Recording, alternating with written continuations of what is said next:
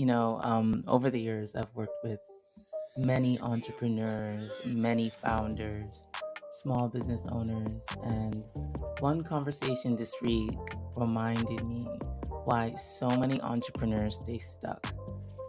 And it's not because they have a bad business. No, they have amazing ideas, you know, great execution, but it's because they're solving the wrong problem.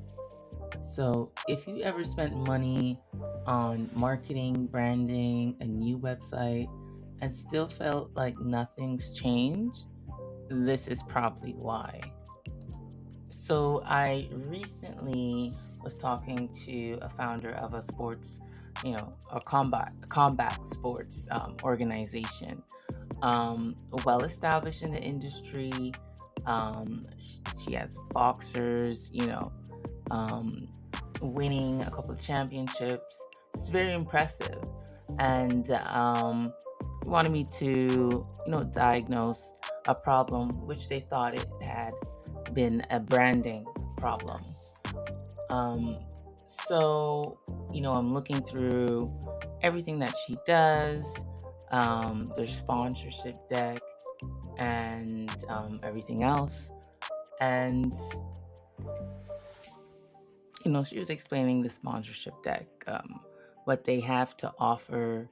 Right now, a couple of I would say her athletes don't have a lot of followers, but they were growing. They were growing on social media.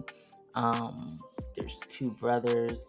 It's a really good boxing story, something that could, pull in a lot of eyes, create a lot of dramatic or drama or storytelling behind it. And it's something that I feel that would catch like media or grow in the media. And after reviewing everything, I noticed the biggest problem wasn't the sponsorship deck. And keep in mind, the sponsorship deck wasn't one of the best ones. It compared to what I'm used to creating for, founders and entrepreneurs. This sponsorship deck, it wasn't, it was mainly, text and images, but it was, I would say, compressed. So they were trying to say a lot within one page. Usually with the sponsorship deck, the way how I lay it out is both visuals as well as KPIs or impactful information for the sponsorship or partner or said partner or potential partner. So they could see the athlete as a potential extension of their brand. They could see where, the actual audience of that said athlete, and then try to figure out campaigns or see if it's a good fit and see if they're also engaging with their audience, if their audience, follows their every move. But then in the offers, to see where that brand fits. The offer could be, social media posts. It could be a behind the scenes thing. Um, and it could be so many different things, but however, the deck needs to be laid out and it needs to be digestible.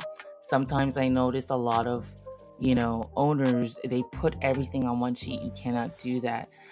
Reason being is you're breaking down different KPIs or elements of the athlete, and the way how these brands look at it, they're gonna digest the information. It's like you have a six-figure meal and you're just shoving it down someone's throat all at once, instead of someone saying, okay, um, I don't know, plate one, plate two, and then you have desserts and stuff like that, breaking it down easy.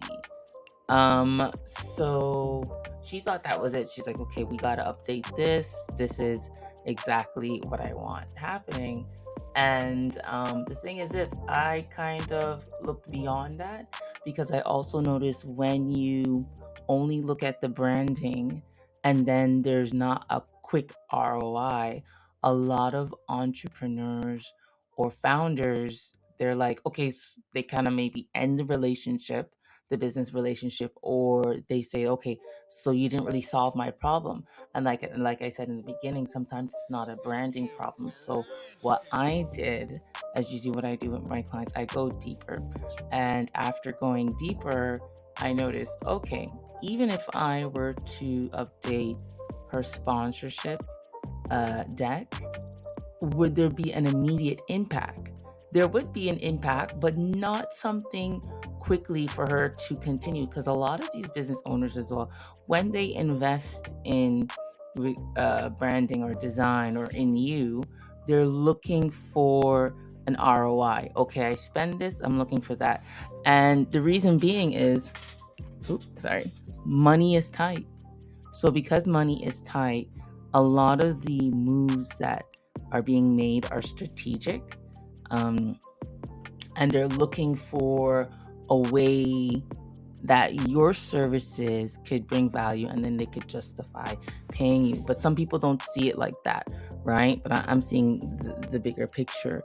So after going deep, I noticed the biggest bottleneck in the business was not what they were trying to fix, which is improving the sponsorship deck. So improving the wrong thing can waste a lot of months of your time. So I started to diagnose, okay, we don't want to improve the wrong thing. Where is most of your, I would say, what generates the most revenue from your business right now? And this is a question that I ask a lot of entrepreneurs and founders. Some of it is obvious, sometimes it's not obvious. And she said it was fights, that booking for fights, booking her boxers for more fights, brings and generate revenues. However, she had another project that she was also focused on, because I guess it was gaining momentum. So okay, I said booking fights will generate more revenue, but not only because of the revenue from the fight, right? It would also be because there will be opportunities for sponsorships or brand sponsorships through fights. So she didn't get that. And sometimes a lot of business owners, they have so much on their plate, it's hard to focus. So think about it. You're an entrepreneur, you're doing all of the invoicing, you're doing all the marketing, you're doing the back and forth managing either the products or the athletes, you're managing your customers. That takes a lot of time. So sometimes to sit down and figure out these things, you're just going. Some of us are going to just go, and that's also something that I'll talk about later. Sometimes we're busy, but we're not really productive or efficient, right? We got to do this, we got to do this, but what was the ROI in that interaction, right? There's only one you. So back to the story. So yeah, she was saying, well, yeah, fights bring us a lot of revenue, and on top of that, she was still more on the other project. And I think it's also because the other project, it was somewhat of a series about her life, which is amazing thing. But we still have to figure out or focus on what's making us money. So I went back and I said, okay, so how many fights do you have booked, coming up? Well, her two guys just finished winning a championship. There's maybe a couple more that will come up, but she hasn't booked anything. Yet she has a good roster of fighters. So I said, okay, well, that's the bottleneck. Because let's say now we have sponsors. Let's forget about the athletes follower count. Let's forget about that, right? Let's say now there's a couple of upcoming businesses that just wants to start sponsoring, boxers. They don't really care about the follower count, as long as they know that there's a plan for that athlete, and that athlete is going to represent their brand with respect, right? but you're not giving them opportunities to do that because there's no, I would say, fights. Now, let's say the fight is not going to be next weekend or in 3 months. Either way, there are still opportunities to for brands to sponsor. And you say where? There could be behind the scenes opportunities, there could be podcast opportunities, there could be. So now we're seeing, okay, it's not actually the sponsorship kit, it's the bottleneck or the pipeline of events that don't allow other partnerships to flourish because there's no opportunities there. So now let's think about it this way. So once we have more fights, we have more opportunities to pitch to brands about different segments within an athlete's journey that they could sponsor. And this will now generate additional income. Now, the point that comes back is, entrepreneurs don't fail because they have a lack of ideas. They fail because they spend months improving something that isn't limiting their business. So if this is fixed, it will then expand her business. But the next step is, how do we create this into a pipeline?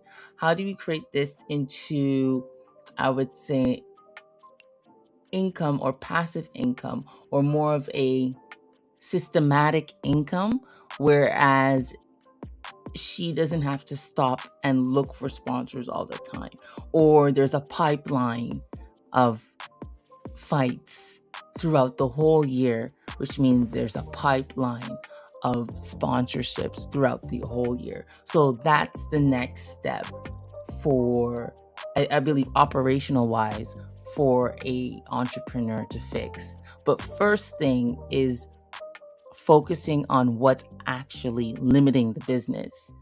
Don't run to what you think has more momentum or that looks shiny, because sometimes we could be moving something that, or working on something that we feel has momentum but hasn't shown us any ROI, whereas something that is within the business that has shown to have an ROI may be a bit more boring, but we kind of ignore it.